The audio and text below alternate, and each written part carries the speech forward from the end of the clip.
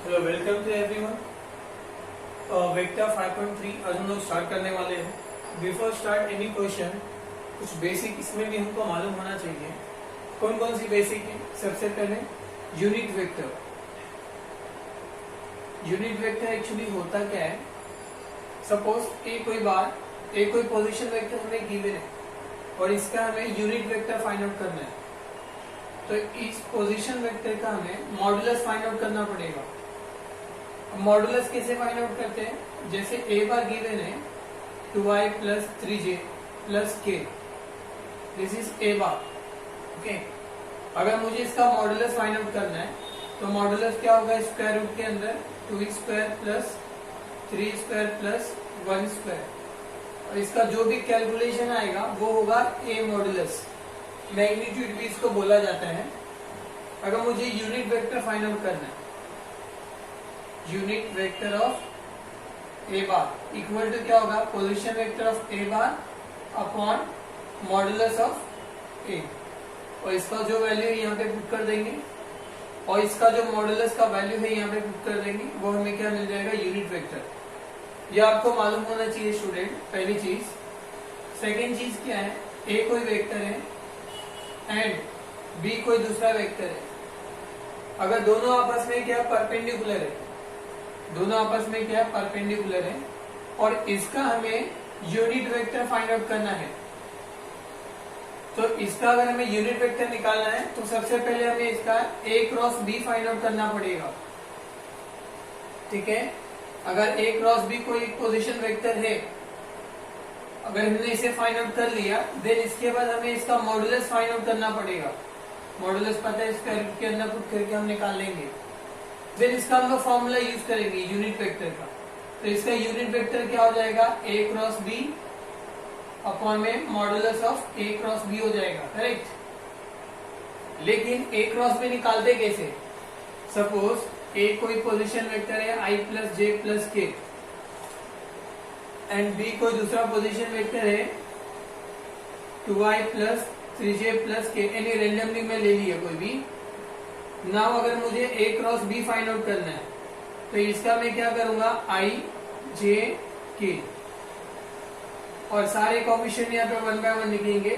1 1 1, इसके 1 1 कोफिशिएंट है, और इसके 2 3 3 है, 2 3 3। अब ये डिटरमिनेंट सबको सॉल्व करने आता है, तो हम लोग ये डिटरमिनेंट सॉल्व कर लेंगे। इस तरीके से हम लोग ए क्रॉस बी फाइंड आउट कर लेंगे। देन जो भी यहाँ पे पोजीशन वेक्टर आएगा उससे इसका मैग्नीट्यूड निकाल लेंगे। ये सेकेंड चीज आपको मालूम होना चाहिए student. Now most important part is what? अगर मैं आपको बोलता हूँ ए कोई वेक्टर है एंड बी कोई वेक्टर है, दोनों आपस में परपेंडिकुलर है, तो ये दोनों का आपस में रिलेशन क्या होगा? अगर ये परपेंडिकुलर है तो A dot B equal to आपको मिलेगा 0, अगर ये परपेंडिकुलर होगा तो। सेकेंड, अगर मैं बोलता हूँ ए एंड बी दोनों के बीच में क्या है? ऑब्ट्यूज एंगल है। कौन सा है? ऑब्ट्यूज एंगल, जो 90 से ग्रेटर है। तो यहाँ पे क्या होगा? ए डॉट बी हमेशा लेस देन 0 मिलेगा आपको। अगर कोई दो वेक्टर है, पोजीशन वेक्टर, दोनों के बीच में कुछ एंगल फॉर्म हो रहा है, अगर वो एंगल ऑब्ट्यूज है तो दोनों का डॉट प्रोडक्ट क्या होगा? Less than 0। अगर वो आपस में परपेंडिकुलर है तो दोनों का डॉट प्रोडक्ट क्या होगा? Equal to 0। फाइनली अगर ए एंड बी कोई पोजीशन वेक्टर है और ये क्या एक्यूट एंगल फॉर्म कर रहा है दोनों के बीच में, तो ए डॉट बी क्या हो जाएगा? Greater than 0। सो 1 यूनिट वेक्टर कैसे होता है? अगर दो वेक्टर परपेंडिकुलर है और उसका यूनिट वेक्टर फाइंड आउट करना है तो क्या करना पड़ेगा? देन फाइनली अगर हमारे पास दो वेक्टर है ए एंड बी और दोनों का एंगल अपने को दिया है 90 डिग्री, तो दोनों में क्या रिलेशन होगा? A dot B equal to 0। अगर ऑब्ट्यूज एंगल होगा तो A dot B less than 0, और एक्यूट एंगल होगा तो A dot B greater than 0। ये जो बेसिक ही आप लोगों को अगर याद रहेगा तो डेफिनेटली 5.3 को इजी लगेगा। ठीक है, तो ये रफ करता हूं मैं, देख लो एक बार ना। वेरी फर्स्ट क्वेश्चन देखो, find the unit vector each of which perpendicular unit vector find out करना है और गिवन क्या परपेंडिकुलर गिवन है। तो सबसे पहले हमें क्या करना पड़ेगा, a cross b find out करना पड़ेगा। बट आगे देखते हैं, और to both u and v where u equal to given है and v equal to given है। मैंने यहाँ पे एक साथ दो क्वेश्चन लिख दिए है, तो पहले फर्स्ट वाला करेंगे, फर्स्ट का सोल्यूशन। ध्यान से देखो, गिवन में क्या अपने को position vector of u bar 2i plus j minus 2k bar and v बार भी गिवन है j minus 2k। Find out क्या करना है हमें, यूनिट वेक्टर, बट गिवन क्या परपेंडिकुलर। तो पहले ये दोनों का क्रॉस फाइंड आउट करना पड़ेगा स्टूडेंट। तो वेरी फर्स्ट हम लोग क्या फाइंड आउट करेंगे, u क्रॉस v। कैसे फाइंड आउट करते हैं, i j k, और यहाँ पे इनके कोएफिशिएंट लिखेंगे 2 1 माइनस 2। यहाँ पे i वाला टर्म नहीं तो 0 देंगे, j वाला टर्म 1 आएगा और यहाँ पे क्या आएगा माइनस 2। जब कभी भी आप लिखेंगे तो प्लस माइनस का सिंबल अच्छे से देख लेना, अदरवाइज पूरा सोल्यूशन रॉन्ग हो जाता है। नाउ ये आई आउटसाइड आएगा, तो इसका कॉलम और रो जाएगा, माइनस 2 वन सा माइनस 2 आएगा, बीच में माइनस का साइन रहता है, और माइनस 2 इंटू 1 करेंगे तो माइनस 2 आएगा। तो ये फर्स्ट ब्रैकेट हमने सॉल्व किया। देन सेकेंड वाला हमेशा माइनस के साथ लेना पड़ता है, पता है ना स्टूडेंट ना। माइनस 2 जब 2 से मल्टीप्लाई करेगा तो माइनस 4 होगा, बीच में माइनस का सिंबल, माइनस 2 0 से मल्टीप्लाई करेगा तो 0। नाउ प्लस के आउटसाइड जाएगा, 2 1 सा 2 माइनस 0 हो जाएगा। नाउ ये आई ऐसी रहने दो, पहले ब्रैकेट सॉल्व करेंगे, माइनस 2 माइनस माइनस क्या हो जाएगा, प्लस 2 हो जाएगा। ठीक है, नाउ यहाँ पे माइनस जे रहेगा, अपॉन में माइनस माइनस माइनस 4 होगा, और यहाँ पे 2k से मल्टीप्लाई करेगा तो 2k होगा स्टूडेंट। प्लस माइनस 0 हो जाएगा, माइनस 2 प्लस 2, और 0 ऐसे मल्टीप्लाई करेगा तो 0 होगा, लिखने की जरूरत नहीं है। माइनस माइनस मल्टीप्लाई करेगा तो 4j होगा, और ये प्लस 2k। ये अपने को मिल गया u cross v, perpendicular given था इसलिए हमने ये किया स्टूडेंट। नाउ ये मिल गया, अब इसका मॉडुलस फाइंड आउट करना है। मॉडुलस मतलब मैग्नीट्यूड फाइंड आउट करना है हमें। तो इसका मैग्नीट्यूड क्या होगा, सभी का स्क्वायर, आई वाला टर्म नहीं है तो 4 का स्क्वायर प्लस 2 का स्क्वायर, 4 का स्क्वायर 16, 2 का स्क्वायर 4, क्या मिलेगा यहाँ से √20। और इसको आगे फर्दर सॉल्व करना चाहते तो आप कर सकते हो, बट मैं नहीं कर रहा हूँ। अपने को क्या फाइंड आउट करना है, यूनिट वेक्टर। तो हम यहाँ पे लिखेंगे यूनिट वेक्टर। इसका यूनिट वेक्टर लिखना निकालना है u क्रॉस v का।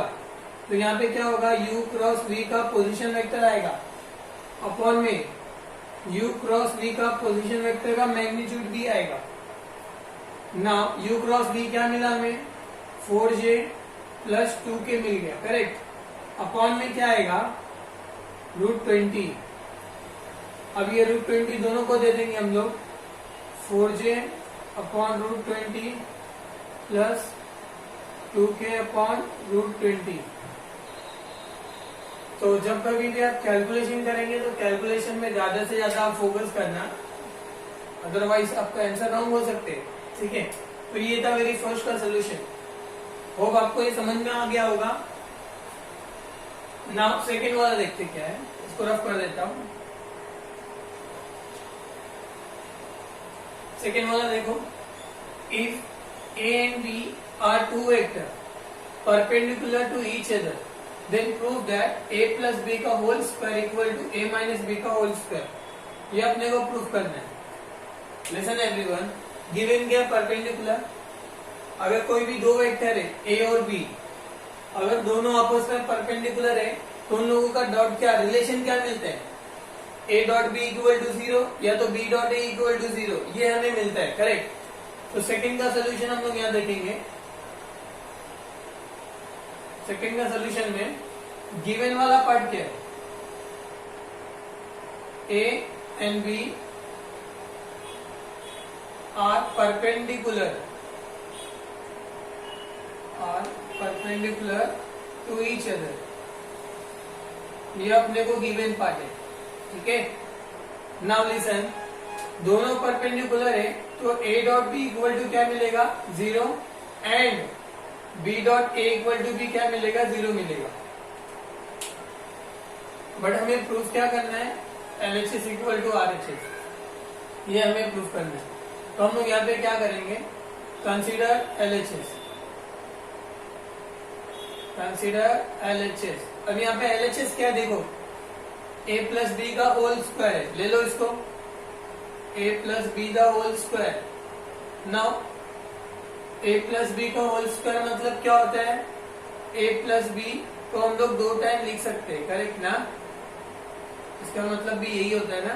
नाउ ब्रैकेट सॉल्व करो इसको, a से मल्टीप्लाई करेगा तो a बीच में डॉट है, ठीक है, a डॉट a मिलेगा, प्लस फिर a b से मल्टीप्लाई करेगा तो a बार डॉट b बार मिलेगा।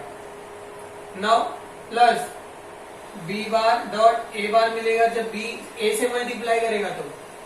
नाउ प्लस b को हम किससे मल्टीप्लाई करेंगे, b से। अभी a डॉट मतलब क्या होता है, मैग्नीट्यूड का स्क्वायर हम लोग ले सकते हैं student. a dot b equal to 0 है, b dot a equal to 0, तो यहाँ पे हम लोग 0 प्लस 0 पुट कर देंगे। यहाँ पे क्या करेंगे, b के मैग्नीट्यूड का स्क्वायर। फाइनली हमें यहाँ से क्या मिला, magnitude of a square plus magnitude of b square, ये हमारा सोल्यूशन मिला a प्लस b का होल स्क्वायर का। नाउ नेक्स्ट पार्ट, इसको सॉल्व करेंगे। नाउ RHS, RHS क्या है, a माइनस बी का होल स्क्वायर। अगर ये होल स्क्वायर है तो इसको भी हम लोग 2 टाइम लिख सकते हैं, a minus B, a minus B. Now bracket open करेंगे, a से मल्टीप्लाई करेगा a डॉट a, फिर a b से मल्टीप्लाई करेगा, बीच में क्या आएगा देखो माइनस है तो माइनस a डॉट b आएगा, done. Now minus B a से मल्टीप्लाई करेगा तो minus b bar dot a bar, minus minus multiply करेगा तो प्लस होगा और b डॉट b मिलेगा आपको। दोनों मल्टीप्लाई करते हैं तो मैग्नीट्यूड का स्क्वायर ले सकते हैं हम लोग, a dot b dot a 0 0 होगा, इसका कोई यूज ही नहीं है, और मैग्नीट्यूड ऑफ b का स्क्वायर मिलेगा। फाइनली यहां से क्या होगा, ये इक्वेशन 1 है, ये इक्वेशन 2 है। यहां से हम लोग क्या लिख सकते हैं, from equation 1 and 2 LHS equal to क्या मिलेगा हमें, RHS। From equation 1 and 2 LHS equal to RHS, therefore a plus B the whole square equal to हमें क्या मिलेगा, a minus B the whole square. ये हो गया इसका प्रूफ। ये था question number 1 and question number 2। देखो इसे ध्यान से। Question number 3, find the value of c so that on real x the vector xci minus 6j plus 3k और दूसरा एक वेक्टर गिवन है ये वाला, मेक एन एक्यूस एंगल। ये जो 2 वेक्टर है, दोनों जो वेक्टर है ऑब्ट्यूस एंगल फॉर्म कर रहे हैं, और हमें क्या बताना है, value of C find out करना है। बस इतना क्वेश्चन गिवन है, 2 वेक्टर है ऑब्ट्यूस एंगल फॉर्म कर रहे हैं, तो वैल्यू ऑफ सी क्या होगा, जो कि एक्स के लिए सारे क्या रियल वैल्यूज है। तो देखो सोल्यूशन थर्ड का सोल्यूशन, सी का वैल्यू फाइंड आउट करना है। तो सबसे पहले हम लोग लेट कर लेते हैं, ये जो 2 वेक्टर गिवन है, let A bar equal to given है XCI minus 6J plus 3K and B bar ये वाला कंसीडर कर लेंगे XI plus 2J plus 2CX k बार। ये 2 वेक्टर हो गए। गिवन क्या है, ऑब्ट्यूस एंगल फॉर्म कर रहे हैं।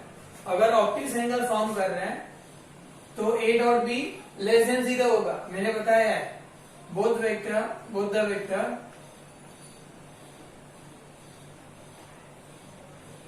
Are making obtuse angle. So क्या होगा, a dot b is less than 0, but हमें वैल्यू ऑफ सी बताना है। तो यहाँ पे पुट करो, ए का क्या गिवन है, ए गिवन है एक्स सी आई माइनस 6j प्लस 3k। इसके साथ डॉट करना है बी वाले को, एक्स आई plus 2j plus 2cx k bar. Okay student, less than 0। ये डॉट प्रोडक्ट की प्रॉपर्टी आपने पढ़ा होगा 11th में, स्केलर एंड वेक्टर चैप्टर जो हमने पढ़ा था। अगर हम लोग सेम पोजीशन को अगर मल्टीप्लाई करते हैं तो वैल्यू क्या मिलती है, 1 मिलती है। सिमिलरली अगर j डॉट j अगर हम लोग करते हैं तो उसका वैल्यू क्या मिलेगा, 1, और k डॉट k करेंगे तो उसका वैल्यू क्या मिलता है, हमें 1 मिलता है।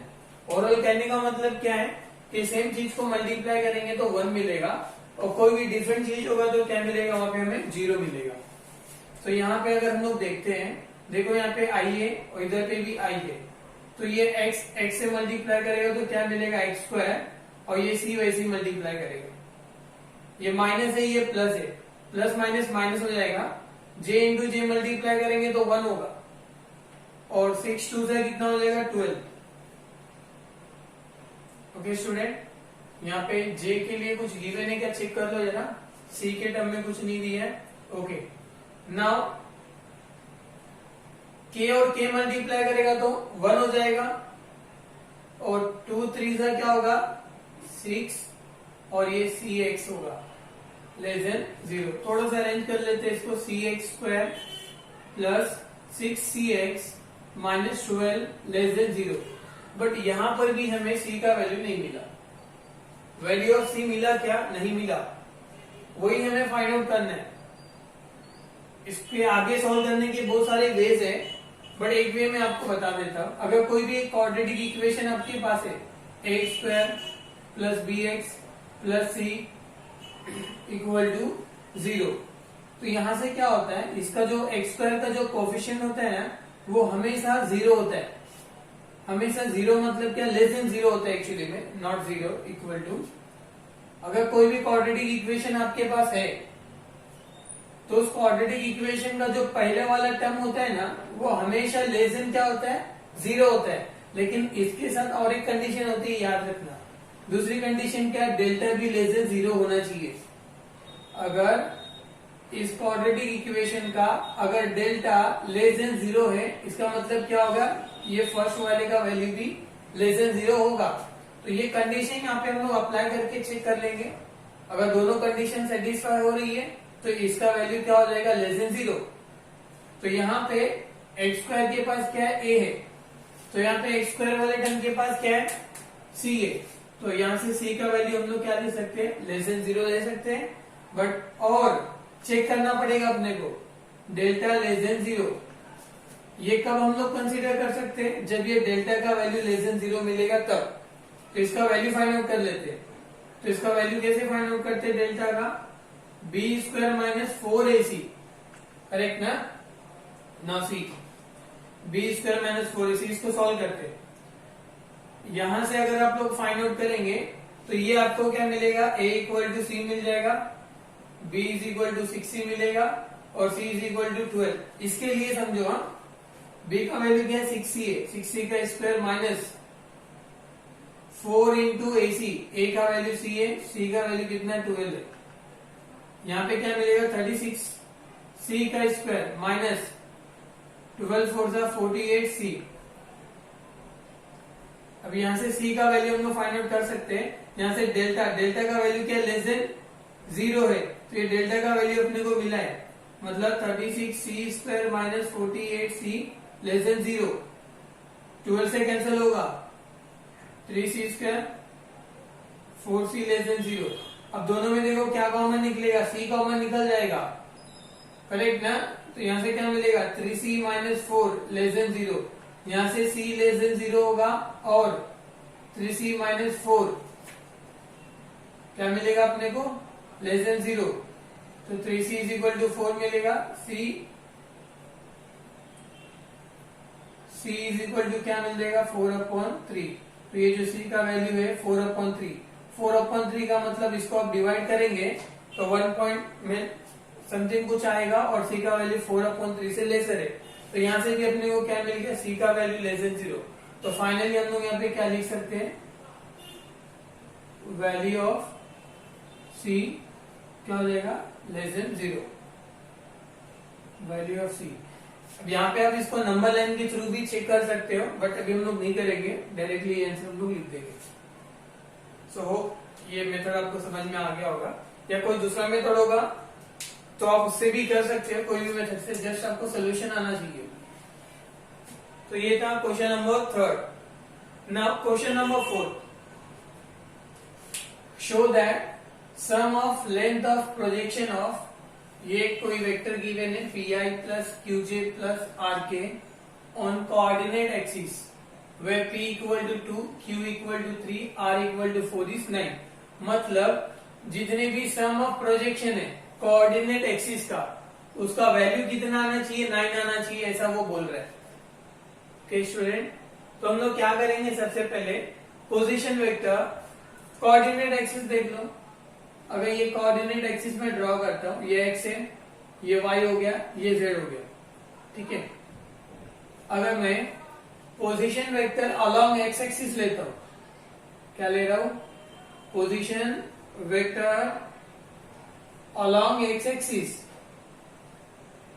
तो मुझे क्या मिलेगा, सिर्फ i वाला टर्म मिलेगा। अगर वो अलोंग y एक्सिस जाऊंगा तो मुझे j मिलेगा, अलोंग z एक्सिस जाऊंगा तो क्या मिलेगा, k मिलेगा। अभी अपने को फाइंड आउट क्या करना है, पोजीशन वेक्टर।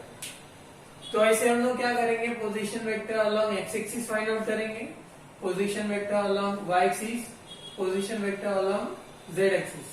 तो ये फोर्थ के लिए हम लोग यहाँ पे क्या कर लेंगे, लेट ए बार क्या आपका ये P I plus Q J plus are K, ठीक है स्टूडेंट। अभी सबका सम चाहिए उसको, पहले हम लोग पोजीशन वेक्टर निकाल लेते हैं, बाद में सबको क्या कर देंगे, सम कर देंगे। तो वेरी फर्स्ट हम लोग क्या लिखेंगे, position vector projection of length of projection, ठीक है।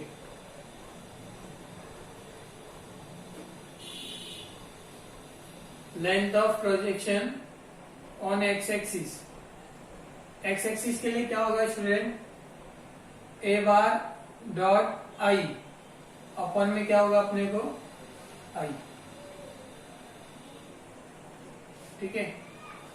तो यहां से हम लोग मल्टीप्लाई कर लेंगे। आई मतलब क्या होता है, मॉडुलस ऑफ आई होता है, नॉट आई। ये ए बार है, ए बार का वैल्यू देखो क्या हमारे पास, p I plus Q J plus are k है।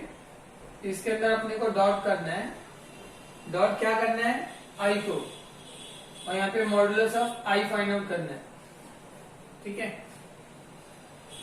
अभी ये तो सिंपल ही हो गया, आई वाला आई से मल्टीप्लाई करेगा तो 1 हो जाएगा, और पी सिर्फ मिलेगा अपने को, जे और के का वैल्यू 0 0 होगा, अपॉन में आई का अगर आप मॉडुलस लेते हो, मॉडुलस ऑफ आई हमेशा 1 मिलेगा, जे का मॉडुलस लेंगे तो भी 1 मिलेगा, और के का मॉडुलस लेंगे तो भी 1 मिलेगा। सबके मॉडुलस क्या होते हैं, 1 होते हैं, ठीक है ना। नाउ इसका क्या हो गया, 1। अभी ये p का वैल्यू अपने को कितना गिवन है, 2, तो यहाँ पे हम लोग क्या लिख सकते हैं, 2। जैसे हमने ये projection on x axis find out किया है, similarly projection on y and z axis अपने को क्या मिलेगा, y के लिए क्या रहेगा, रफली मैं आपको समझा देता हूँ, एग्जाम में सिर्फ सिमिलरली करके आप फाइनल आंसर लिख देना। यहाँ पे मैं आपको बताता हूँ, ये a तो आपका वैसे रहेगा, यहाँ पे j आ जाएगा, अपन में j का मॉडुलस, ये पूरे का पूरा कॉपी पेस्ट करेंगे, और यहाँ पे आप क्या मल्टीप्लाई करने वाले, अभी j, मॉडुलस ऑफ j तो 1 ही होगा, जैसे कि अभी हमने बताया है। ये p वाला 0 होगा, r वाला 0 होगा, यहाँ पे सिर्फ आपको क्या मिलेगा, q मिलेगा, और q का वैल्यू कितना है आपके पास, 3 है। तो इसी तरीके से अगर आप z के लिए फाइंड आउट करते हैं तो आपको क्या मिलेगा, 4 मिलेगा। बट पूछा क्या था, show that sum of length of projection, तो यहाँ पे हम लोग क्या लिखेंगे, sum of length of projection, sum of length of projection. On coordinate axis, on coordinate axis. X का कोऑर्डिनेट एक्सिस का लेंथ कितना मिला, 2 मिला। वाई के लिए कितना मिला था, 3। और जेड के लिए हमें मिला 4। सबको ऐड करो, कितना मिल गया, 9 मिल गया। यही हमें शो करना था, हेंस प्रूफ। तो इस तरीके से हम लोग प्रोजेक्शन फाइंड आउट करते हैं। तो ये था क्वेश्चन नंबर 3 एंड 4। देखो ध्यान से। Next question, suppose that all sides of quadrilateral are equal in length and opposite sides are parallel. Use vector method. Show that diagonal are perpendicular to each other. Listen everyone. Question number 5 में क्या given है, एक quadrilateral given है, ठीक है। उसका every side का जो लेंथ है वो इक्वल है एंड अपोजिट साइड क्या है, वो पैरेलल है। हमें वेक्टर मेथड यूज करना है और यूज करके क्या बताना है कि इसके डायगोनल जो है ना वो परपेंडिकुलर टू ईच अदर है। कोऑर्डिनेटर में टोटल 2 डायगोनल होती है, वो दोनों परपेंडिकुलर है या नहीं है, कैसे आइडेंटिफाई करेंगे। दोनों डायगोनल का हम लोग क्या करेंगे, डॉट प्रोडक्ट फाइंड आउट करेंगे। अगर उसका डॉट प्रोडक्ट इक्वल टू 0 मिलता है तो हम लोग क्या बता सकते हैं कि ये जो डायगोनल है परपेंडिकुलर टू ईच अदर। तो सबसे पहले हम लोग क्या करेंगे, 5th के सोल्यूशन के लिए एक डायग्राम ड्रॉ कर लेते हैं। अभी एक कोई भी कोऑर्डिनेटर है, नेमिंग देते हैं ABCD, ठीक है। ये AC एक डायगोनल हो गया और BD एक डायगोनल हो गया। अभी इसके अंदर गिवन पार्ट क्या है student, all side of coordinator are equal in length. इसके अंदर हम लोग क्या लिख सकते हैं, AB बार का मॉडुलस हमेशा इक्वल होगा, BC बार का modulus equal to CD bar का modulus equal to DA bar का modulus, AB BC CD DA, correct. ये गिवन का। और क्या गिवन है, opposite sides are parallel to each other. Opposite side तो हम लोग यहां से क्या लिख सकते हैं, AB bar is parallel to what, DC bar, and BC bar is parallel to what, AD bar. Direction आपका चेंज नहीं होना चाहिए। तो यहां से हम लोग क्या बोल सकते हैं, AB इज इक्वल टू क्या हो सकता है, यहां से BC हो सकता है, बिकॉज जो पैरेलल होते हैं वो इक्वल भी होते हैं, एंड BC इक्वल टू क्या हो सकता है, AD हो सकता है, करेक्ट ना, ठीक है। नाउ क्वेश्चन क्या है कि डायगोनल परपेंडिकुलर है, ऐसा हमें प्रूफ करना है। सबसे पहले 2 डायगोनल है, पहला डायगोनल क्या है, AC में कौन सा ट्रायंगल फॉर्म हो रहा है, ABC। तो हम लोग क्या लिखेंगे, इन ट्रायंगल ABC। ABC के अंदर अगर मैं ट्रायंगल लॉ यूज करता हूं तो AC बार इक्वल टू क्या मिलेगा, AB बार प्लस BC बार मिलेगा, करेक्ट। ये फर्स्ट डायगोनल हमें मिल गया। नाउ सेकेंड डायगोनल BD लेते हैं। इसके लिए क्या करेंगे, इन ट्रायंगल B या ABD ले लो, ABD, ये by triangle law, by triangle law. इसके अंदर अगर मैं BD डायगोनल लेता हूं स्टूडेंट, तो यहां से क्या मिलेगा, BA। डायरेक्शन ऐसे जाएगा क्योंकि यहां से मैं BD ले रहा हूं तो BA और AD होगा, तो BA बार प्लस AD बार, करेक्ट ना। बट ध्यान से देखो, BA AC के डायगोनल में देखो AB है, यहाँ पे BA, ये रिवर्स है। मैं इसको AB लिख सकता हूँ, इसका डायरेक्शन में चेंज कर सकता हूँ, AB बना सकता हूँ। बट जब कभी भी मैं डायरेक्शन किसी का चेंज करता हूँ वेक्टर के अंदर, तो इसका साइन भी चेंज होना चाहिए। तो यहां से BD बार इक्वल टू क्या मिलेगा, minus of AD bar, plus यहाँ पे देखो AD किसके इक्वल है, AD BC बार के इक्वल है, तो इस AD की जगह पे क्या लिखूंगा मैं, BC बार। ये भी किस वजह से आया, बाय ट्रायंगल लॉ से, बाय ट्रायंगल लॉ। अब देखो ये दोनों की जो है ना वेक्टर सेम आ गए, बट यहाँ पे साइन में डिफरेंट है, तो हम लोग इसको थोड़ा सा आगे ले लेते हैं। तो बी सी बार नेगेटिव को मैं बाद में लिख दे रहा हूँ ए बी बार। तो इसको आप इक्वेशन 1 दे सकते थे और ये इक्वेशन नंबर 2। पूछा क्या है, परपेंडिकुलर है ये शो करना है, तो हम लोग दोनों का डॉट फाइंड आउट कर लेते हैं।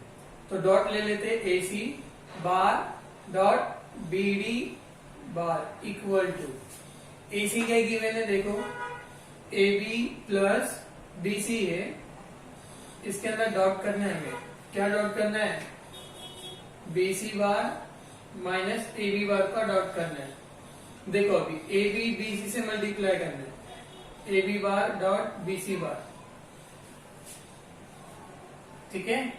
नाउ और सेकेंड चीज दूसरी क्या कर सकते, देखो इसको हम लोग आगे पीछे कर सकते हैं ना, अगर वो मल्टीप्लाई नहीं भी करेंगे तो आगे पीछे हम लोग इसको लिख सकते हैं ना। ध्यान से अगर आप देखेंगे a plus B A minus B का फॉर्मूला, तो यहाँ से बी सी बार मॉडुलस का स्क्वायर हो जाएगा, ए स्क्वायर मतलब मॉडुलस में स्क्वायर लेना पड़ता है मैग्नीट्यूड का, माइनस बी स्क्वायर मतलब क्या हो जाएगा ए बी के मॉडुलस का स्क्वायर।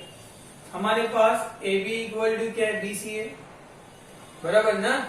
अगर ये दोनों इक्वल है तो यहाँ की कंडीशन क्या बोल रही है, ए बी का मॉडुलस हमेशा इक्वल होता है किसके, बी सी के मॉडुलस के। तो नेक्स्ट बी सी की जगह पे हम लोग क्या लिख सकते हैं, ए बी ये स्क्वायर हो जाएगा माइनस ये भी ए बी का स्क्वायर, दोनों का स्क्वायर हो गया। तो ये क्या मिल गया हमें, 0 मिल गया। अगर दोनों वेक्टर का डॉट अगर 0 मिलता है तो यहाँ पे हम लोग क्या बोल सकते हैं कि ये दोनों वेक्टर आपस में क्या परपेंडिकुलर है। तो therefore diagonal of quadrilateral are perpendicular to each other। ये हमें प्रूफ करना था और हमने प्रूफ कर दिया। वापस से देखो क्या करना था, पहले तो लेंथ इक्वल गिवन थे तो यहाँ पे आपको इक्वल का शो कर देना है। देन जो पैरेलल गिवन था वो पैरेलल लिख के दिखाओ, जो पैरेलल होते हैं वो इक्वल भी होते हैं स्टूडेंट, ठीक है। नाउ आगे बढ़ो, पहले डायगोनल लो एसी, इसके अंदर ट्रायंगल लॉ अप्लाई करो ट्रायंगल में, देन ये वाला ट्रायंगल लेके इसमें ट्रायंगल लॉ अप्लाई करो। ए बी को चेंज करना है डायरेक्शन, साइन भी चेंज हो जाएगा और ए डी का वैल्यू किसके इक्वल है, बी सी के। इतना होने के बाद दोनों का डॉट प्रोडक्ट फाइंड आउट कर लो। डॉट प्रोडक्ट जैसे निकल जाएगा तो आपको 0 मिल जाएगा, और 0 मिल रहा है इसका मतलब क्या है, ये दोनों वेक्टर जो है परपेंडिकुलर है एक दूसरे को। तो ये था इसका सोल्यूशन। होप ये फिफ्थ वाला आपको समझ में आ गया होगा। तो हम लोग नेक्स्ट करते हैं, ये रफ कर दूंगा मैं, देख लो फर्स्ट। Okay done.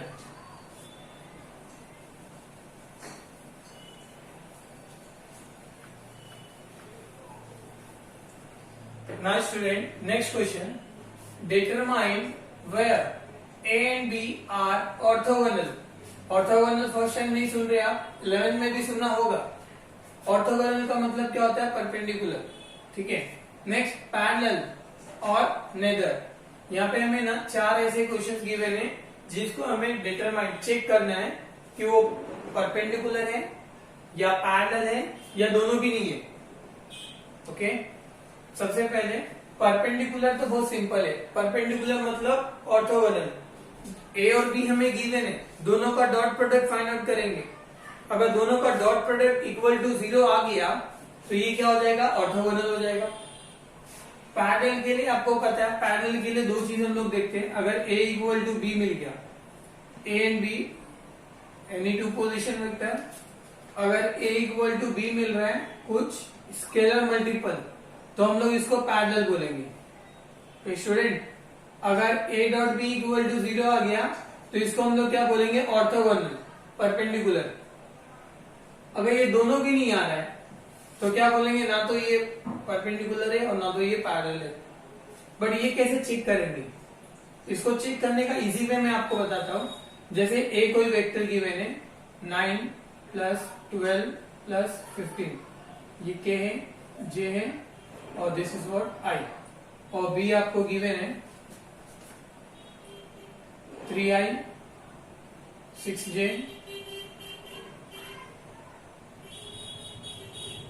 और यहाँ पे कुछ भी ले लो 3 के। ओके, परपेंडिकुलर के लिए दोनों का डॉट देख लेंगे, ये तो समझ में आएगा। पैरेलल के लिए उतना मेथड करें, बेहतर क्या है, आप दोनों को डिवाइड करो। 9 को डिवाइड बाय 3 करो, कितना आ रहा है, 3 आ रहा है। अब 12 को डिवाइड बाय 6 करो, कितना आ रहा है, 2 आ रहा है। 15 को डिवाइड बाय 3 करो, कितना आ रहा है, 5 आ रहा है। अगर ऐसे डिवाइड करने के बाद अगर सारी चीजें आपके इक्वल आती, अगर ये जो रेशियो हमने फाइंड आउट किया, अगर ये रेशियो सबकी अगर इक्वल आते तो ये पैरेलल होता। क्या होता है, पैरेलल। ये शॉर्टकट है समझने के लिए, करना तो वैसे ही है, बट पहले हम देख लेंगे कि ये पैरेलल है या नहीं है। अगर ये पैरेलल नहीं है तो इसको करेंगे क्यों में एग्जाम में, टाइम वेस्ट नहीं करेंगे, डायरेक्ट परपेंडिकुलर के लिए जाएंगे। तो स्टूडेंट इस तरीके से देखते हैं। तो देखो यहाँ पे फर्स्ट क्वेश्चन क्या गिवन है, a bar equal to -9i plus 6j plus 15k and B bar given है 6i -4j -10k। अभी देखो, जैसे मैं रेशियो बोला था, इसका ratio low, 9 divide by 6 cancel करो, और 3 3 जा 9, 3 2 जा 6, ये माइनस है। नाउ 6 डिवाइड बाई 4, 2 3 जा 6 माइनस, ये यहाँ पे आ जाएगा 2 2 जा 4। अब ये 15 डिवाइडेड बाई 10 माइनस में, 5 3 जा 15 एंड 5 2 जा 10। सबका रेशियो क्या आ गया, सेम आ गया ना। सेम आया मतलब ये पैरेलल है, बट डायरेक्ट ऐसे हम लोग लिख देंगे क्या, ये पैरेलल है। नो स्टूडेंट, ऐसे नहीं लिख सकते। हमें इतना मालूम पड़ गया कि ये पैरेलल है, तो सोल्यूशन में हम लोग क्या करेंगे, ए वेक्टर क्या गिवन है, -9i plus 6j plus 15k। यहां से हम लोग ये लिख दिए। कुछ कॉमन आ रहा है क्या, देखो, यस, यहाँ पे कुछ कॉमन है, 3 कॉमन है, तो यहां से 3 बाहर जाएगा तो -3i आपको मिलेगा। क्या मिलेगा स्टूडेंट, -3i, या तो हाँ ठीक है। और यहाँ पे क्या मिलेगा आपको, 2j मिलेगा, और यहाँ पे क्या मिलेगा, 5k। देखो यहाँ पे प्लस है पहले वाला, तो आप माइनस कॉमन ले लो, तो ये वाला टर्म आपको क्या हो जाएगा प्लस, ये वाला माइनस होगा फिर, और ये वाला भी क्या हो जाएगा माइनस। ना देखो बी वाला सेम है क्या, नहीं है, तो अभी हम लोग यहाँ पे क्या करेंगे, एडजस्टमेंट, यहाँ पे 2 से डिवाइड करेंगे और यहाँ पे क्या करेंगे, 2 से मल्टीप्लाई करेंगे।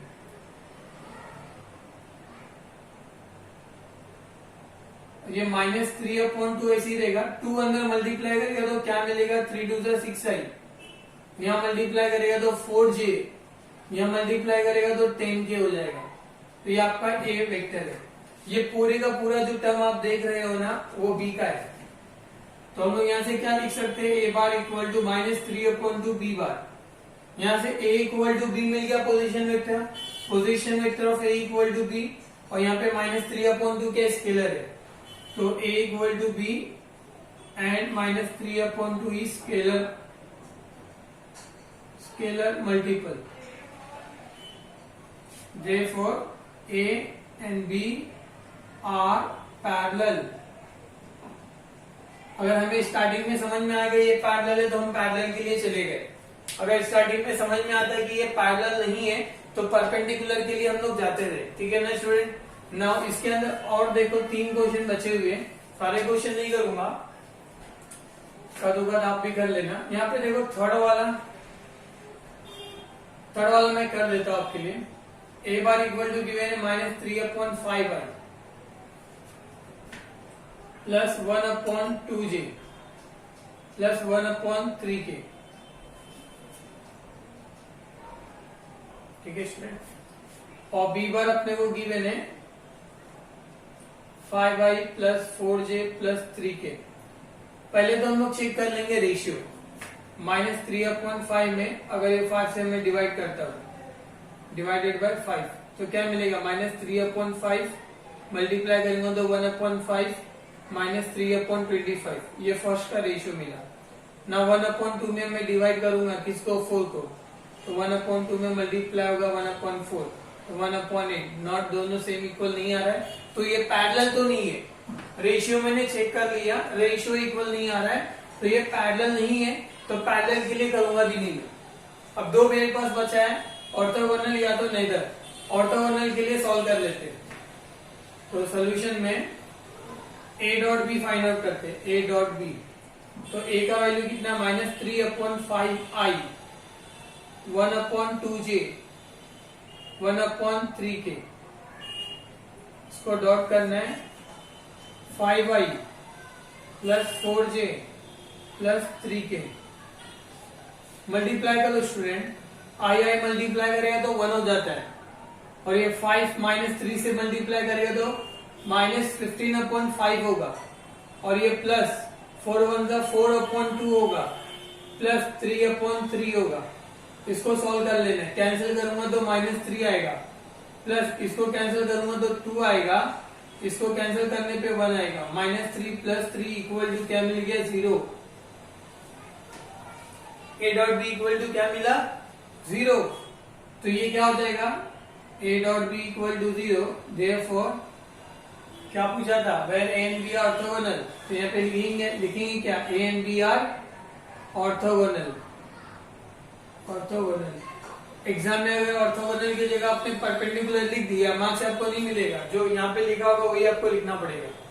नेक्स्ट एक लास्ट वाला अगर आप लोग देखेंगे ना स्टूडेंट, तो लास्ट वाला देखो 4/5 करो, और नेक्स्ट क्या, -1/-2। इसका रेशियो 4/5 है, इसका रेशियो 1/2 है, और 6/4। इसको कैंसिल आउट करेंगे तो 3/2। इसका रेशियो 3/2 मिल रहा है। ये तो पैरेलल नहीं है, ठीक है ना। परपेंडिकुलर अगर देखते हैं, 5 4 जा 20 हो गया, माइनस माइनस प्लस 2 1 जा 2 हो गया, और ये प्लस प्लस प्लस 6 4 जा 24, इक्वल टू 0 भी नहीं आ रहा है। तो अभी आप क्या करेंगे, एक बार पैरेलल के लिए भी देख लो, सॉल्व करके रखो, एक बार परपेंडिकुलर के लिए सॉल्व करो। वहां पे लिखो कि a and b are not parallel, are not parallel. फिर क्या लिखेंगे, a and b, a dot b, a dot b is not equal to 0।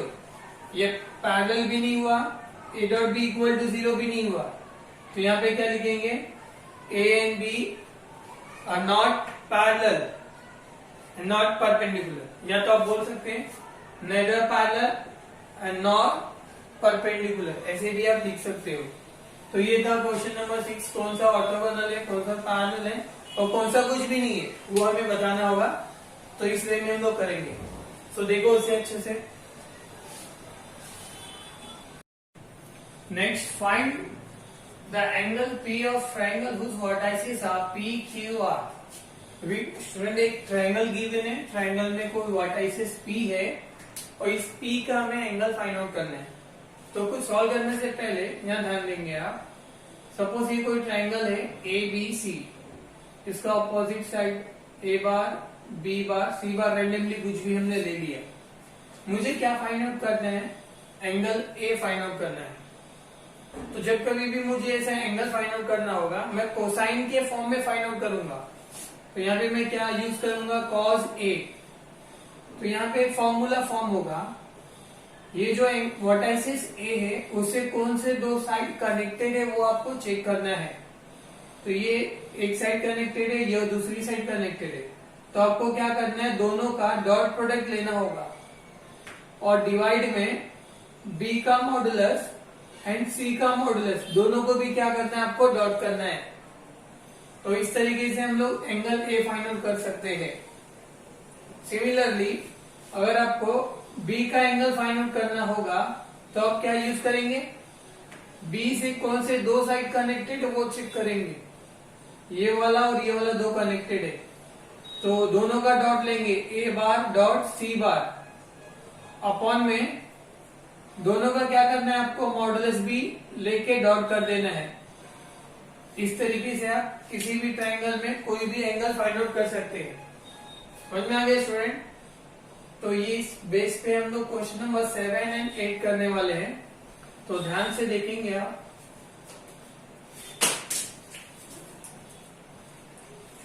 देखो सॉल्यूशन,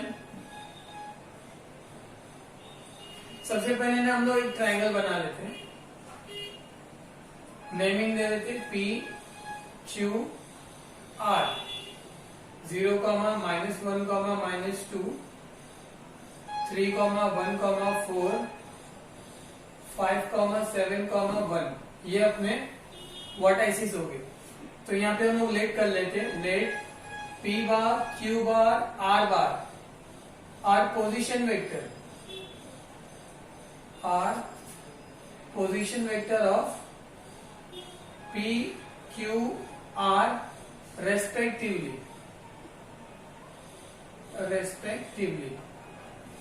तो यहां से आपको पी बार क्या मिल जाएगा स्टूडेंट, 0i -j -2k, और क्यू बार होगा 3i +j +4k, आर बार होगा आपका 5i +7j +k। ये हमने कंसीडर कर लिया, बट अपने को फाइंड आउट क्या करना है, पी का एंगल फाइंड आउट करना है। ठीक है, हम लोग फाइंड आउट कर लेंगे पी का एंगल। सबसे पहले मुझे बताओ पी से कौन से दो साइड कनेक्टेड है। यहाँ पे इसका वैल्यू गिवन नहीं है, अगर वैल्यू गिवन होता तो डायरेक्टली हम लोग वैल्यू ले लेते थे, बट ये पी से पी आर कनेक्टेड है, बराबर, और दूसरा क्या कनेक्टेड है, पी क्यू कनेक्टेड है, ये दो साइड इससे कनेक्टेड है। तो अगर मुझे ये एंगल फाइंड आउट करना है पी वाला, तो मैं यहाँ पे क्या यूज करूंगा, cos P, correct student. Cos P के लिए क्या होगा, P R dot P Q upon में ये दोनों का मॉडुलस लेके अपने को डॉट करना होगा, पी आर का मॉडुलस डॉट पी क्यू का मॉडुलस, यहां से मुझे एंगल पी मिल जाएगा। ओके, देखते हैं अभी। सबसे पहले पी आर फाइंड आउट करते हैं, पी आर क्या होगा, are bar minus P bar, position vector ऐसे फाइंड आउट करते हैं ना हम लोग, सेकेंड का पोजीशन वेक्टर माइनस फर्स्ट का पोजीशन वेक्टर। यहाँ पे आर बार देखो क्या हमारे पास 5i +7j +k है, माइनस करना है पी बार, तो ये 0 को नहीं लिखेंगे तो चलेगा, और इनके साइन चेंज करके लिख दो क्योंकि माइनस है ना, तो +j +2k हो जाएगा। नेक्स्ट थोड़ा और फर्दर इसको सॉल्व करेंगे तो ये 5 ऐसे ही होगा, 7j में 1j ऐड करेंगे तो 8j होगा, और 1k में 2k ऐड करेंगे तो 3k होगा, पी आर हो गया। अभी क्या फाइंड आउट करना है, पी क्यू बार, तो position vector of Q bar minus position vector of P bar. Q बार देखो क्या है, 3i +j +4k, इसमें माइनस करना है पी बार, पी क्या है, 0 को नहीं लिखेंगे, सब्ट्रैक्ट करके लिखना है, माइनस है तो क्या हो जाएगा, j होगा +2k होगा, 3i as it is, j में 1j ऐड किया तो 2j हो गया, 4k में 2k ऐड करेंगे तो कितना हो जाएगा, 6k। अब दोनों का डॉट निकाल लेते हैं, P R dot P Q, P R का जो पूरा पार्ट है 5i 8j 3k, इसमें डॉट करना है हमें P Q, 3i +2j +6k। अब देखो i वाला i से मल्टीप्लाई करेगा तो 1 हो जाएगा, और 5 3 15, j वाला j से मल्टीप्लाई करेगा तो 1, और 8 2 16, k 1 हो जाएगा, 6 3 18। अब तीनों को ऐड कर दो, 15 + 16 + 18 11 19, कैरी 1 1 2 3 1 कितना हो जाएगा, 49। Finally P R dot P Q हमको मिल गया 49। बट ये न्यूमरेटर का पार्ट मिला है स्टूडेंट, अभी हमें डिनोमिनेटर भी फाइंड आउट करने हैं। तो सबसे पहले पी आर का मॉडुलस फाइंड आउट कर लेते हैं। स्क्वायर रूट के अंदर पी आर कहाँ पे चेक करो, यहाँ पे, तो 5 का स्क्वायर प्लस 8 का स्क्वायर प्लस 3 का स्क्वायर, तो यहां से क्या मिलेगा, 5 का स्क्वायर 25 प्लस 64 प्लस 9, अब ये तीनों को ऐड करेंगे 25, 64, 9, ये 9, 9, 18 कैरी 1, 6, 2, 8, 1, 9, कितना मिलेगा यहाँ से 98 मिलेगा। PR हो गया। नाउ क्या फाइंड आउट करना है, PQ बार फाइंड आउट करना है। सिमिलरली PQ के लिए भी वैसे ही सॉल्व करना है। 3 square plus 2 square plus 6 square, तो 9 plus 2 square 4 plus 36, 36 plus 4 40, 40 plus 9 कितना हो जाएगा स्टूडेंट 49।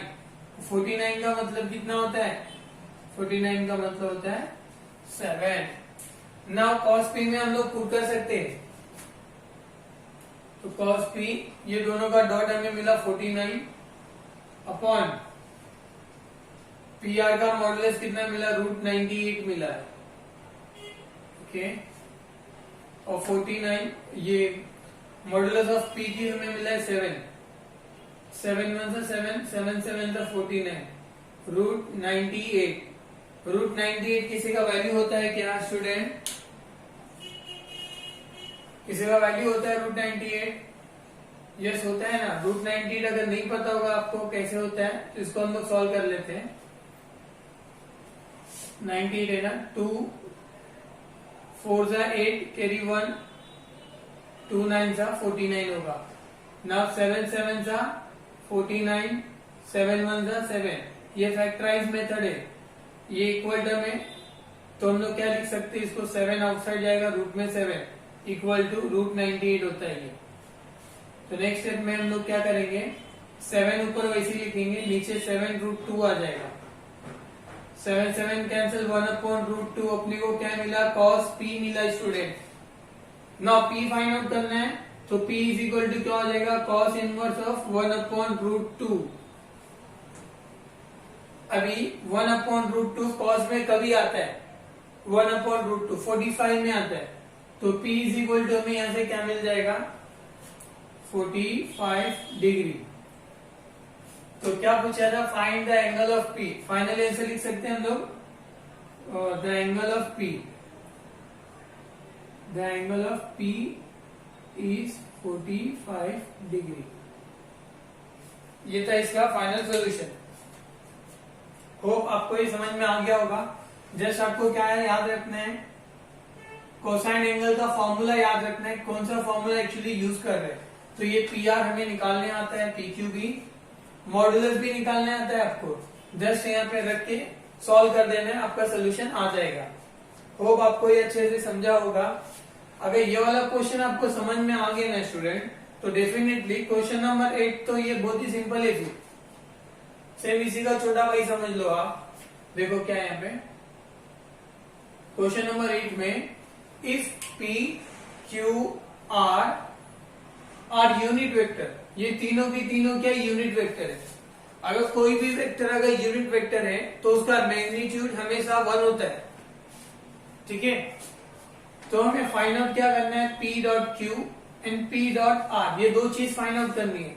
सोल्यूशन में हम लोग क्या कर लेते हैं, जैसे इसका डायग्राम बनाए थे, सिमिलरली इसका कोई एक डायग्राम बना लेते हैं हम लोग, ठीक है। तो हम लोग डायग्राम में नेमिंग कर देंगे ABC, और रेंडमली कुछ भी दे देते हैं, ये P वेक्टर है, ये Q वेक्टर है, और ये क्या R वेक्टर है, ठीक है। डायग्राम बना दिए। सॉल्यूशन में हम लोग थोड़ा सा लिख लेते हैं, P बार, Q बार, R बार। R यूनिट वेक्टर, ये जो गिवन था वही मैं लिख रहा हूं, unit vector. So modulus of P हमेशा इक्वल होगा मॉडुलस ऑफ Q के, क्योंकि दोनों यूनिट वेक्टर है। और Q का भी यूनिट वेक्टर किसके इक्वल होगा स्टूडेंट, R के, और तीनों का जो मैग्नीट्यूड का वैल्यू होगा वो होगा 1। व्हाट इज माय पॉइंट, ठीक है ना।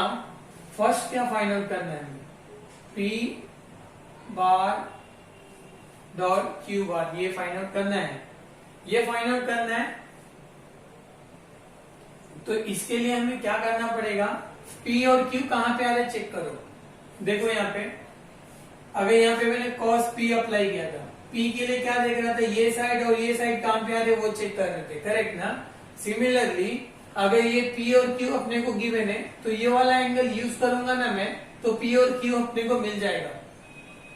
और P और R पूछा है तो ये वाला एंगल यूज करना पड़ेगा, तो P और R हमें मिल जाएगा। लेकिन ये सॉल्व करने से पहले अगर इसका वैल्यू 1 है, इसका वैल्यू 1 है, इसका भी वैल्यू 1 है, तो ट्रायंगल के तीनों साइड का जो वैल्यू है 1 हो गया। तो ये ट्रायंगल कौन सा ट्रायंगल हो गया? Equilateral triangle. So therefore triangle ABC is an equilateral triangle. Equilateral triangle अगर ये इक्विलैटरल ट्रायंगल हो गया तो angle A equal to angle B equal to angle C equal to कितना होगा? 60 डिग्री होगा। अब क्या फाइंड आउट करना है? फर्स्ट देख लो, P dot Q find out करना है ना। देखो कितना सिंपल होगा। P डॉट Q कहां पे आ रहे हैं? ये वाले एंगल पे आ रहे हैं, तो यहाँ पे हम लोग cos B अप्लाई करेंगे। cos B इक्वल टू क्या होगा? ये एंगल से जो भी दो साइड फॉर्म हो रहे उन लोगों का डॉट प्रोडक्ट, तो P डॉट Q ये फॉर्म हो रहा है अपॉन में P का मॉडुलस डॉट Q का मॉडुलस। ध्यान दो, B का एंगल कितना है? 60 है, तो यहाँ पे हम लोग क्या लिखेंगे? cos 60 equal to P dot Q। ये तो अपने को फाइंड आउट करना है, इसको वैसे ही रखेंगे। मॉडुलस ऑफ P 1 है, मॉडुलस ऑफ Q भी 1 है। नाउ नेक्स्ट स्टेप, cos 60 का वैल्यू कितना होता है? cos 60 का वैल्यू होता है 1/2 होता है, तो ये P डॉट Q ऐसे ही रहेगा। तो फाइनली अपने को मिल गया P डॉट Q का वैल्यू 1/2। फर्स्ट डन, सिंपल है ना। अगर मुझे ये सेकेंड वाला फाइंड आउट करना है, P डॉट R, तो इसके लिए मैं चेक करूंगा P और R कहां पे? एंगल A पे ना। तो cos A इक्वल टू क्या हो जाएगा? ये सिमिलरली उसी वे में R bar dot P bar upon modulus of R bar dot modulus of P bar. A भी 60 है, तो यहाँ पे भी क्या आ जाएगा? cos 60 होगा। R डॉट P वैसे ही रखेंगे आप, ये तो 1 होगा। cos 60 का वैल्यू भी 1/2 ही होता है, तो P R डॉट P का वैल्यू भी सेम ही अपने को मिल जाएगा। Therefore R डॉट P बार का वैल्यू भी 1/2 होगा। तो ये था क्वेश्चन नंबर 7 एंड 8 एंगल के बेस पे। तो ये मोस्ट इंपॉर्टेंट फॉर्मूला आपको याद होना चाहिए, तो ये से क्वेश्चन कर सकते हैं। देख लो इसे student. Now next question, proof by vector method that the angle subtended on a semicircle is right angle। ये स्टूडेंट एक थियरम है कि किसी भी सेमी सर्कल के अंदर अगर हम लोग कोई भी अगर एंगल बनाते हैं तो वो एंगल क्या होता है? हमेशा 90 डिग्री फॉर्म करता है। ये हमने सुना था, करेक्ट? 6, 7, 8 में हमने सुना था, बट यहाँ पे हमें ये प्रूफ करना है। जो सुना था उसको प्रूफ करो बाय वेक्टर मेथड। तो ये बहुत ही सिंपल प्रूफ है, अगर आप लोग ध्यान से देखते हैं तो। ध्यान दो जरा, सोल्यूशन में क्या गिवन है? सॉरी, क्वेश्चन में क्या गिवन था कि सेमी सर्कल में जो भी एंगल फॉर्म करते हैं वो राइट एंगल ट्रायंगल है। तो सबसे पहले क्या करेंगे हम लोग? एक सेमी सर्कल ड्रॉ कर लेते हैं। ये सर्कल है, लेट्स से ये क्या है? AB डायमीटर है, और ये अपर वाला पार्ट जो है ना वो सेमी सर्कल है। यहाँ पे कोई पॉइंट P कंसीडर करते हैं जो कि एंगल फॉर्म करते हैं A और B के पास, और ये जो एंगल फॉर्म हुआ ना यहाँ पे वो 90 डिग्री का फॉर्म हुआ है, ऐसा हमें बताना है। लेट्स से C क्या सेंटर है, A से C तक का जो डिस्टेंस है वो A है, और B से C तक का जो डिस्टेंस है वो भी क्या रहेगा? A ही रहेगा। अगर ये A है तो ये भी क्या रहेगा? A रहेगा। अब यहां से हम लोग इसको ज्वाइन कर देते हैं CP, और उसको हम लोग ले लेंगे रेडियस R बार। तो यहाँ पे अभी हमने जो डायग्राम बनाया इसको हम लोग कंसीडर ले लेते, consideration, consider point P makes an angle on semicircle, ठीक है। और यहां से PC या CP हम लोग ले सकते हैं। CP इज इक्वल टू क्या हो जाएगा R, बिकॉज रेडियस है। एंड यहां से AC equal to CB equal to क्या हो जाएगा A बार, वेयर R अपने क्या यहाँ पे रेडियस है, R क्या है स्टूडेंट, रेडियस है। एंड AB क्या है, डायमीटर,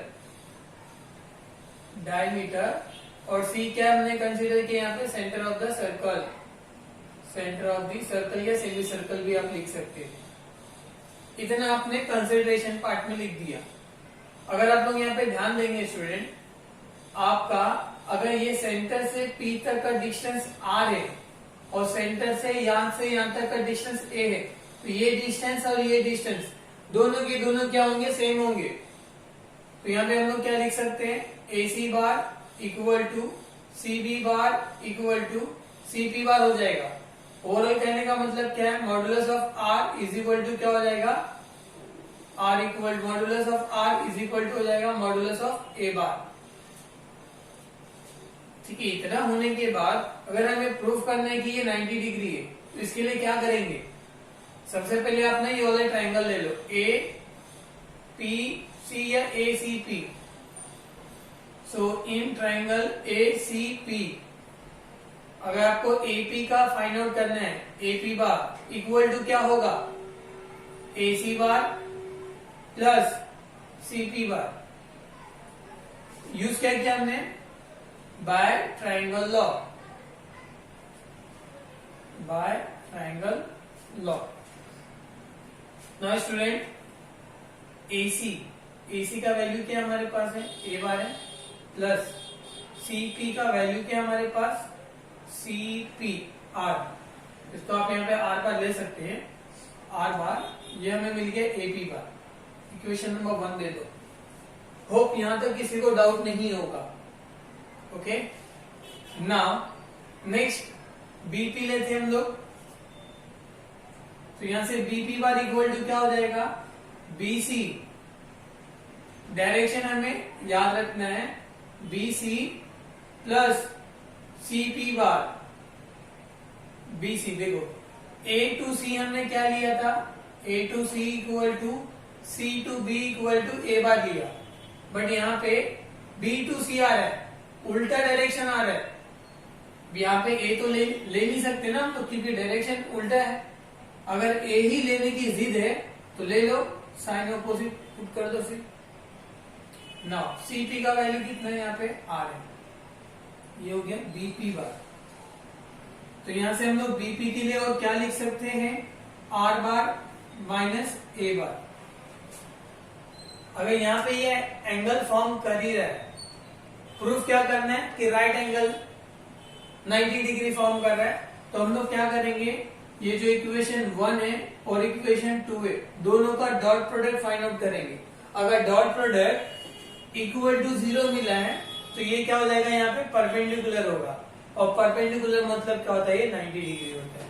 तो हम लोग यहाँ पे क्या करेंगे, now AP dot BP, A का वैल्यू क्या बताओ, AP का value A bar plus R बार है, और BP का वैल्यू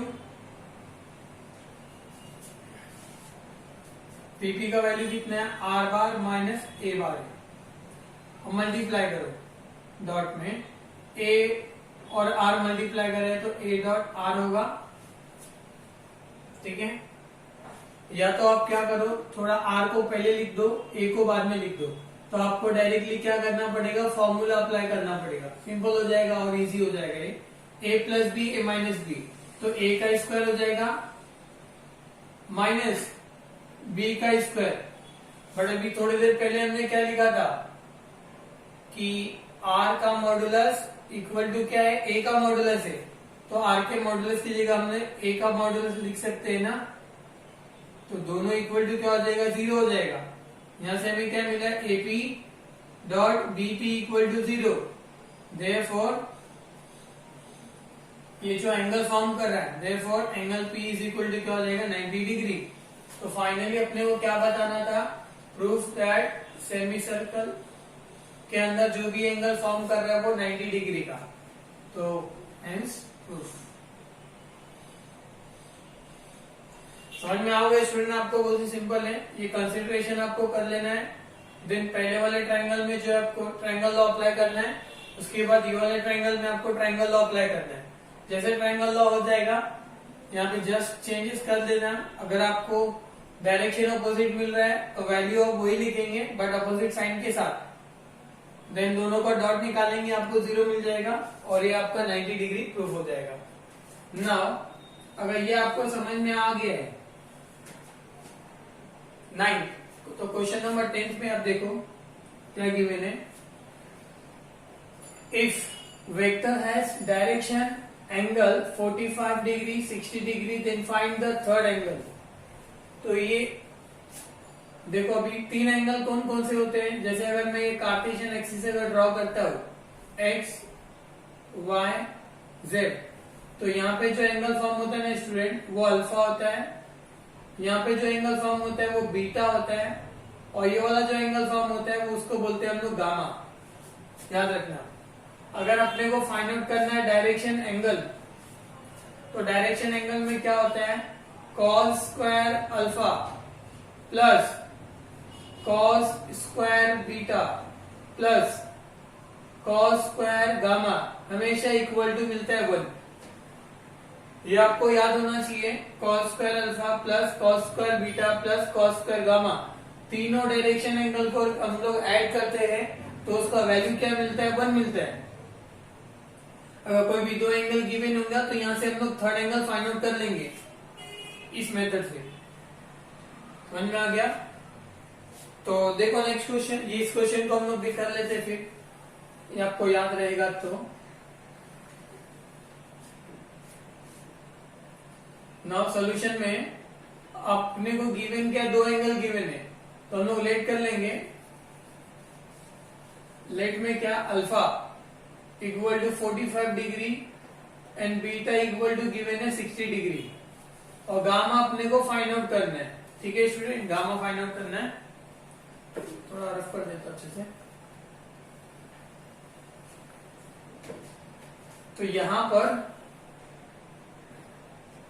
यूज करेंगे हम लोग cos square alpha plus cos square beta plus cos square gamma equal to क्या होगा, 1। यहां पे पुट करो cos square 45 degree plus cos square 60 degree plus cos square gamma equal to 1। अब सभी को मालूम है cos 45 का वैल्यू कितना होता है, या स्टूडेंट cos 45 1/√2 होता है, एंड cos 60 का जो वैल्यू होता है ये 1/2 होता है। जैसे यहाँ पे पुट करेंगे आप 1/√2 का स्क्वायर हो जाएगा, प्लस 60 की जगह पे आप हाफ पुट करेंगे तो 1/2 का स्क्वायर होगा, plus cos square gamma equal to 1।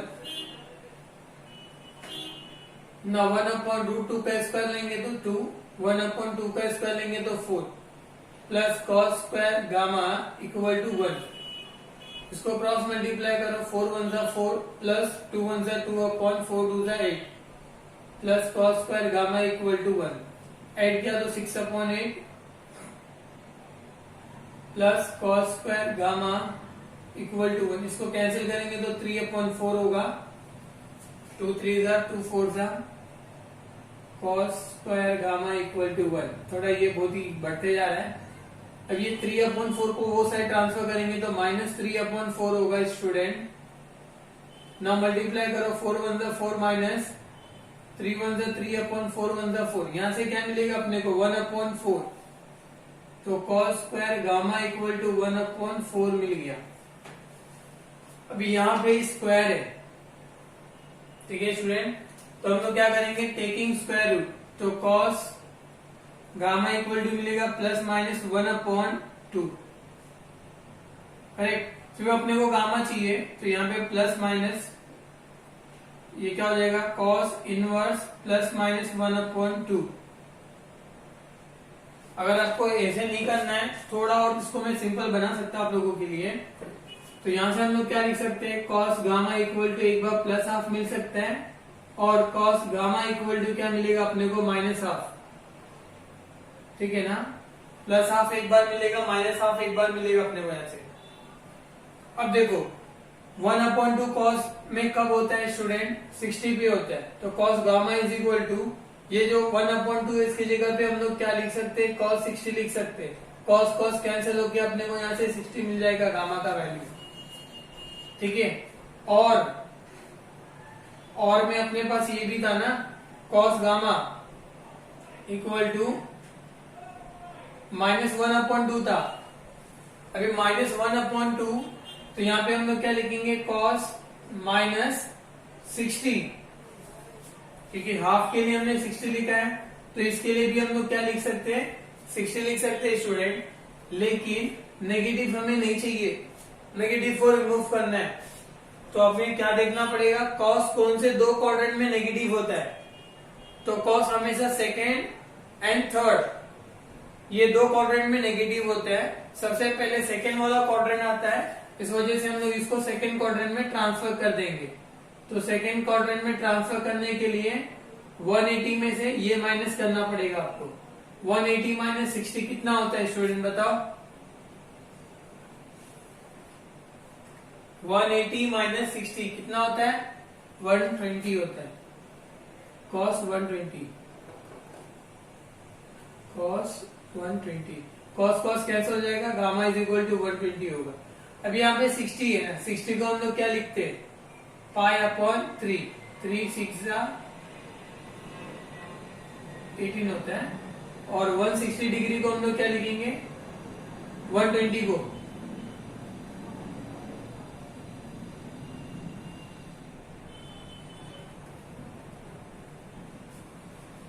2π/3 लिख सकते हैं ना। π/3 का 60 था, 2 से मल्टीप्लाई कर देंगे तो 120 हो जाएगा। तो हमें यहाँ से गामा का वैल्यू चाहिए था, तो गामा इज इक्वल टू क्या मिला हमें, 60 डिग्री, और गामा इज इक्वल टू क्या मिला, 2π/3। ये अपना इसका सोल्यूशन हो गया। समझ में आ गया स्टूडेंट आपको। यहाँ पे क्या करना था आपको, अल्फा बीटा गिवन था, गामा नहीं गिवन था। अल्फा बीटा गामा हमें थर्ड वाला जो था वो गामा हमें फाइंड आउट करना था। तो कौन सा कंडीशन हमने यूज किया, cos square alpha plus cos square beta plus cos square gamma equal to 1 होता है। तो ये हमने कंडीशन यूज करके गामा वगैरह हमने फाइंड आउट कर लिया। Done, okay. Now next question, question number 11, if line makes an angle 90 degree, 135 degree, 45 degree with x, y, z axis respectively, then find the direction cosine। अभी हम यहाँ पे क्या फाइंड आउट किए, डायरेक्शन एंगल फाइंड आउट किए। ठीक है, अभी अपने को क्या फाइंड आउट करने बोल रहा है, डायरेक्शन कोसाइन फाइंड आउट करो। ये भी बहुत सिंपल है स्टूडेंट, अगर आप ध्यान से देखेंगे सेम चीज अप्लाई करना है। अल्फा इक्वल टू 90 गिवन है, बीटा इक्वल टू अपने को 135 गिवन है, and gamma equal to 45 degree given है। डायरेक्शन कोसाइन चाहिए, तो सबसे पहले कॉस अल्फा निकाल लेते हैं। कॉस अल्फा, अल्फा का वैल्यू कितना है, 90 है। कॉस में 90 का वैल्यू कितना होता है, साइन 90 क्या था, 1 था। अगर आपने ऐसे टेबल जब आपने याद किया होगा, या जो भी वैल्यूज आपको पता होगी लिख देना, जिनको याद नहीं उनके लिए 0, 1/2, 1/√2, फिर क्या था स्टूडेंट, √3/2, 1 था। ये 0, 30, 45, 60, 90 डिग्री के लिए, साइन के लिए था, करेक्ट। अगर हम लोग कॉस के लिए लेते हैं तो इसको रिवर्स करते थे, लास्ट में क्या जाता है, ये 0 हो जाता है। तो डायरेक्टली हम लोग यहाँ पे क्या ले लेंगे, 0 cos अल्फा। तो पहला कोसाइन एंगल, डायरेक्शन कोसाइन क्या मिला इसको, 0 मिल गया। नाउ नेक्स्ट आगे बढ़ते हैं, cos बीटा के लिए, cos बीटा, तो बीटा का वैल्यू कितना है, 135 है। 135 का वैल्यू तो हमें एग्जैक्ट पता नहीं है स्टूडेंट, तो हम लोग क्या करेंगे, cos 135 में कितना ऐड करूंगा कि 180 आ सकता है? यस, 180 में से 135 माइनस करो, कितना आता है? 10 माइनस 5 5, 7 माइनस 3 45। अगर मैं इसके अंदर 45 ऐड करता हूं, माइनस करता हूं 180 में से, तो 180 माइनस 45 कितना मिलेगा मेरे को? ये 135 मिलेगा कॉस बीटा। लेकिन ध्यान देना होता है साइन का भी। कॉस 180 माइनस थीटा कौन से क्वाड्रेंट में जा रहा है? सेकेंड क्वाड्रेंट में। सेकेंड क्वाड्रेंट में कॉस क्या होता है? नेगेटिव होता है, तो यहाँ पे माइनस रहेगा। 180 पे कॉस चेंज नहीं होता है एक्चुअली में, तो ये 45 का 45 आ जाएगा, कॉस 45। और कॉस बीटा ये माइनस रहेगा इसी। कॉस 45 का वैल्यू कितना होता है स्टूडेंट? 1/√2 होता है, तो ये आपको कॉस बीटा मिल गया। कुछ लोगों को यहाँ पे ना डाउट आता होगा, यहाँ जो स्टार मार्क मैंने किया है, तो ये आपने ट्रिग्नोमेट्री में सीखा होगा। इनकेस नहीं सीखा होगा तो जब ट्रिग्नोमेट्री होगा आपको समझ में आ जाएगा। ठीक है, लास्ट फाइनली अपने को क्या देखना है? गामा के लिए, तो कॉस गामा, तो कॉस गामा का वैल्यू कितना अपने पास? 45 है, तो cos gamma equal to cos 45 का वैल्यू 1/√2 होता है। तो डायरेक्शन कोसाइन अपने को तीनों के मिल गए। फाइनली आंसर हम लोग लिख देंगे डायरेक्शन कोसाइन।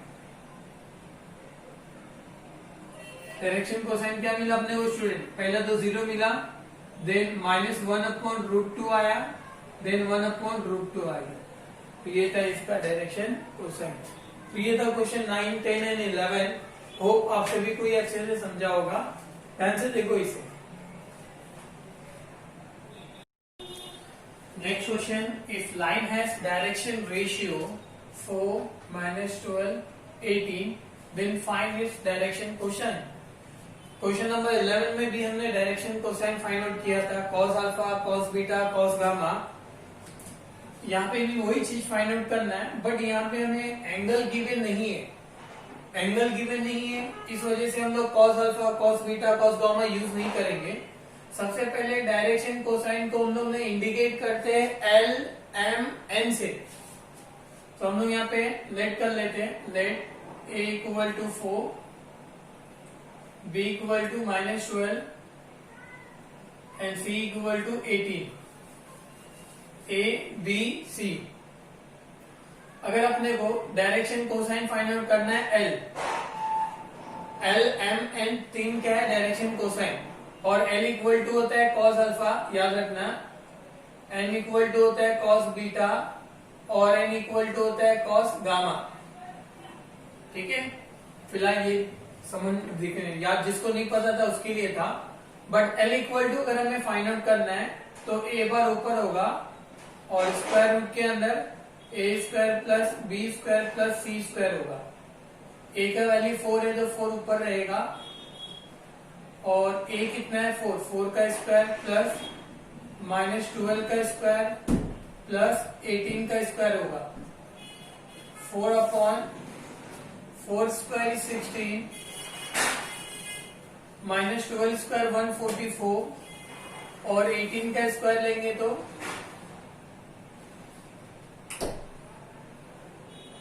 324। नाउ ऐड कर दो 324, 144 एंड 16, 6 4 10, 14 कैरी 1, 8, 484। सो न्यूमरेटर में 4 रहेगा, अपॉन में 484। सो 484 किसका स्क्वायर रूट है? 22 का होगा। 484 22 का है। सो यहां से हमें क्या मिलेगा? 4/22। कुछ कैंसिल होता है तो कैंसिल कर दो, 2 2 जा 4, 2 1 जा 2, 2 1 जा 2। सो एल इक्वल टू मिल गया 2/11। Same for M. एम के लिए क्या होगा? एल के लिए ए न्यूमरेटर में था, सो एम के लिए बी होगा, और एन के लिए सी होगा। Now B bar upon under root of A square plus B square plus C square. Now value of B -12 है, और इसको बार बार सॉल्व मत करो, पूरा सॉल्व करने पे 484 आया था, अब डायरेक्टली यूज कर सकते। 484 का वैल्यू 22 कैंसिल कर दो, 2 6 जा 2 11 जा -6/11। लास्ट lm n बच गया, सो c bar a² + b² + c²। So value of c is 18 और इसका क्या वैल्यू था 22, कैंसिल किया तो 9/11। सो डायरेक्शन कोसाइन क्या मिला हमें, डायरेक्शन कोसाइंस आर 2/11 -6/11 9/11। होप आपको ये डायरेक्शन कोसाइन समझ में आ गया होगा। तो डायरेक्शन कोसाइन को L M N से इंडिकेट करते हैं, ये भूलना नहीं। Now next question, question number 11, the direction ratio of AB bar R -2 to 1 if A का जो वेक्टर गिवन है कोऑर्डिनेट 4 1 5 गिवन है and length of AB equal to 6 given है, then find B। B means what, B का coordinate क्या होगा वो हमें फाइंड आउट करना है, B का कोऑर्डिनेट। नाउ इन सॉल्यूशन हम लोग लेट कर लेते, लेट डायरेक्शन कोसाइन, ये डायरेक्शन रेशियो गिवन है AB बार का, इसको पहले लिख लेते हैं। The direction ratio AB bar are given के -2, 2, 1। इससे हम लोग वेरी फर्स्ट क्या फाइंड आउट करेंगे, डायरेक्शन कोसाइन। ये जो भी हमने फाइंड आउट किया ना, ये डायरेक्शन कोसाइन पहले फाइंड आउट कर लेंगे। तो सबसे पहले हम लोग L फाइंड आउट करते हैं। L के लिए ये वाला ऊपर रहेगा -2/स्क्वायर रूट में क्या होगा, -2 का स्क्वायर प्लस 2 का स्क्वायर प्लस 1 का स्क्वायर, ये -2 ऐसे ही रहेगा, -2 का स्क्वायर लेंगे तो 4, 2 का स्क्वायर 4, 1 का स्क्वायर 1, तो -2/√9 मिलेगा और उसका वैल्यू क्या मिलेगा -2/3। ये L का मिल गया डायरेक्शन कोसाइन। सिमिलरली M के लिए फाइंड आउट करेंगे, सो 2 ऊपर रहेगा, ये पूरा सोल्यूशन तो वही होने वाला है, क्या √9। डायरेक्टली मैं कर रहा हूं, एग्जाम में आप भी कर सकते हो, टाइम नहीं रहेगा तो। नाउ N के लिए क्या होगा 1/√9, सो 1/ क्या हो जाएगा 3। ये मिल गया direction cosine. Now coordinate of A given है, कोऑर्डिनेट ऑफ A क्या गिवन है 4, 1, 5। इसको हम लोग कंसीडर कर सकते हैं x1 इक्वल टू 4 है, y1 इक्वल टू 1 है and z1 equal to what 5 है। x1, y1 and z1। But अपने को फाइंड आउट क्या करना है, coordinate of B find out करना है और लेंथ ऑफ AB गिवन है, length of AB equal to 6। तो यहाँ पे एक फॉर्मूला होता है, अगर मेरे को कोऑर्डिनेट B का लेट्स से अगर मैं x2 कंसीडर करता हूँ, ये y2 कंसीडर किया और ये z2 कंसीडर किया, तो x2 के लिए मुझे क्या मिलेगा x1 प्लस माइनस, x1 के लिए मेरा पोजीशन वेक्टर, ये जो डायरेक्शन कोसाइन है वो L का आएगा और y2 के लिए डायरेक्शन कोसाइन M आएगा और z के लिए क्या आएगा N आएगा, प्लस माइनस L D आएगा। सिमिलरली अगर y2 में फाइंड आउट करता हूं तो y1 plus minus M D होगा। अगर मुझे z2 फाइंड आउट करना है तो यहाँ पे क्या होगा z1 plus minus M D।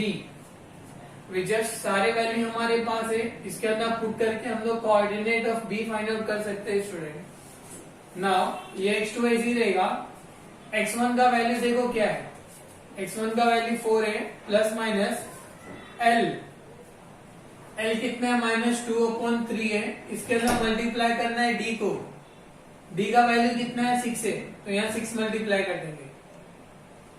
Next आगे बढ़ो y2 के लिए, y1 का वैल्यू कितना है, y1 का वैल्यू है हमारे पास 1 प्लस माइनस m का वैल्यू है 2/3, मल्टीप्लाई कर देंगे 6। फॉर z2 z1 का वैल्यू है 5 प्लस माइनस m हमको मिला 1/3 और d का वैल्यू है 6। सो गो स्लोली स्लोली, 2 से करोगे तो गलती हो जाएगी। 3 2 जा 6, 2 इसे मल्टीप्लाई करेगा तो -4 मिलेगा। ठीक है, now y2 equal to 1 plus minus 3 2 जा 6, 2 2 जा क्या होगा 4, z2 इज इक्वल टू 3 2 जा 6, 5 प्लस माइनस क्या आएगा 2। यहां से x2 की दो वैल्यू मिलेंगे, y एक बार प्लस लेके -4 ले सकते हैं, और x2 क्या मिलेगा अपने को 4 माइनस लेके -4 ले सकते हैं। सिमिलरली y2 के लिए भी 2 मिलेगा +4, और y2 इक्वल टू क्या मिलेगा 1 - 4। z2 के लिए y + 2 और z2 इज इक्वल टू क्या मिलेगा y - 2। Plus minus x2 is equal to क्या हो जाएगा 0, और x2 is equal to plus minus plus होगी क्या मिलेगा 8। यहां से y2 इक्वल टू क्या मिलेगा 5, और y2 इक्वल टू क्या मिलेगा -3। यहां से z2 इक्वल टू 7 मिलेगा, और z2 इक्वल टू क्या मिलेगा 3। Now coordinate of b, very first अगर यहाँ का मैं लेता हूं, पहले 0 मिला, इसका क्या मिला 5 मिला था, इसका पहले वाला 7 था, और इसका कोऑर्डिनेट पहले क्या मिला 8, इसका क्या मिला -3, इसका क्या मिला 3। तो ये था कोऑर्डिनेट ऑफ बी। सो इस वे में हम लोग किसी भी चीज का कोऑर्डिनेट फाइंड आउट कर सकते हैं। तो ये था 5.3। इसके अंदर 1 more क्वेश्चन है, क्वेश्चन नंबर 14, वो तुम्हारा सेल्फ स्टडी है, उससे आप सॉल्व कर सकते हो एग्जाम्पल देख के। ठीक है, तो इसकी प्रैक्टिस करो। नेक्स्ट क्लास में हम लोग नेक्स्ट एक्सरसाइज करेंगे। Thank you.